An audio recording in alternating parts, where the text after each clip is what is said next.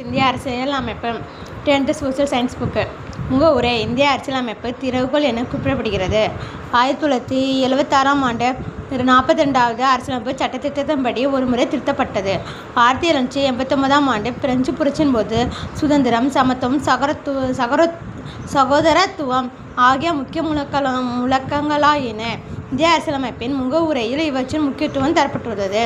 Citizen எனும் சொல் CVs எனும் லத்தீன் சொல்லிலிருந்து பெறப்பட்டதாகும். இந்திய அரசியலமைப்பின் பகுதி 2 சட்டப்பிரிவுகள் 5-11 வரை குடியுரிமை பற்றி விளக்குகிறது. குடியுரிமை சட்டம் 1955. குடியுரிமை பெறுதல் 5 வழி. குடியுரிமை இழத்தல் 3 வழி. குடியுரிமை பெறுதல் பிறப்பின் மூலம், வம்சாவளி மூலம், பதவியின் மூலம், இயல்பு உரிமையின் மூலம், பிரதேச நாடுகளின் இணைவின் மூலம். குடியுரிமை இழத்தல் 3 வழிகள் இழப்பார்.